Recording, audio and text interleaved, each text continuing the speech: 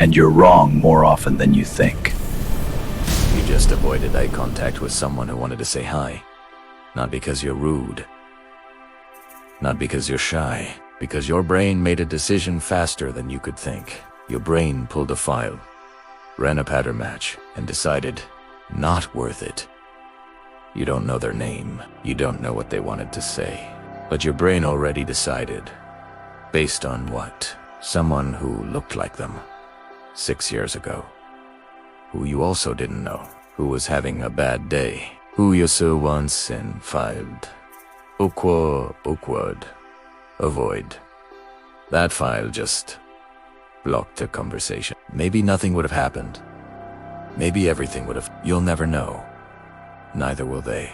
This happens hundreds of times a day. Every stranger on the street. Every colleague in the hallway. Every face on your screen. Your brain is running social pattern recognition constantly. Matching faces, matching voices, matching vibes. Deciding who's worth knowing before you can even say hello. And you're wrong more often than you know. Episode 3 showed you how overfitting works on engines and games. But engines don't have feelings. Games don't get hurt. People do. And unlike engines, you never get to run the diagnostic again. You know your brain has detectives, right? I explained this in episode 1. Not the cool movie kind. The boring kind. The ones with files everywhere. The ones who match everything you see. Every person you've ever met, filed away. Every face. Every voice. Every conversation. Every judgment. Childhood friends, teachers, exes, colleagues. That kid on the bus when you were 7, that barista who gave you attitude once. Every single person. These detectives work 24/7. You don't hire them. You can't fire them. They've been doing this your whole life. When you meet someone new, the detectives don't start from zero. They run to the cabinets. Matched his face. Matched his vibe. Matched his vibe. Looks like your cousin. Voice reminds you of that teacher. You hated. Something about them feels familiar. Body language matches. Someone who hurt you. This is social pattern recognition. Your brain takes what's new and tries to fit it into what's old. Not because you're prejudiced, because that's what pattern recognition does. The problem, that person isn't Alex. They're not your cousin. They're not that teacher. They're someone completely new, but your brain is already treating them like someone old. They smile at you. Your brain. Fake smile, just like Alex. They're being friendly. Your brain wants something, just like that teacher. They're quiet at first. Your brain. Boring. Just like your cousin. You don't mean to be cold. You don't even know you are. But the detectives already decided. This is where overfitting on humans begins. Your brain found a match. It felt right. It stopped looking. And you just met someone for the first time. But you're already treating them like the file you already had. Because the detectives have been working your whole life. And they're about to make their most expensive mistakes yet. Let's look at what happens when they match too fast. Here's another problem. Files never update themselves. 10 years ago, someone annoyed you. File created. Annoying. Avoid. Fair enough. At the time, it was probably accurate. Years pass. People change. They grow up. They get wiser. They become someone new. That annoying person from 2014, not the same anymore. But your detectives don't know that. They pull the same old file. Same stamp. Same judgment. Annoying. Avoid. The new person reaches out. Your detectives interpret through old file. They want something. The new person is kind. Your detectives, fake. They're not really like that. I know who they are. The new person has changed. Your detectives. People don't change. Not really. You're polite, but distant. You don't even know why. The file is running the show. This is overfitting over time. Your brain learned a pattern once, and it's been running that same program ever since. Even though the person changed, even though you changed, even though the pattern stopped being true a long time ago. Think about it. How many people in your life are still running on old files? How many relationships died because the file never updated? How many second chances never happened because the detective stamped avoid before anyone could speak? How many people wanted to reconnect but gave up because you were still running a file from 2015? The file doesn't update itself. It just sits there, yellowed, worn, wrong, waiting for you to open it and ask, is this still true? Most people never ask. Let me show you what this looks like in real life. Sarah and Michael went to the same college. Same major. Same classes. Same building for 4 years. Never spoke once, not because they weren't interested. Sarah noticed Michael thought he seemed interesting. Wanted to say hi, but her brain pulled a file. Confident. Popular crowd. Probably wouldn't like me. Based on what? High school. Different people. Different time. Same look. The file said, don't bother. Sarah listened. Michael noticed Sarah too. Thought she seemed smart. Wanted to talk, but his brain pulled a different file. Smart crowd. Serious. Probably thinks I'm dumb. Based on what? Teachers who dismissed him. Smart kids who made him feel small. Same look. Different person. The file side, she's out of your league. Micah listened. 4 years. Same building, same struggles. Same sense of not quite fitting in. Both lonely sometimes. Both wanting friends who got it.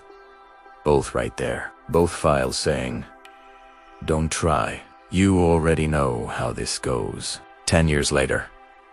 Mutual friend introduces them. Professional event. They talk for 2 hours. Same interests. Same humor. Same values.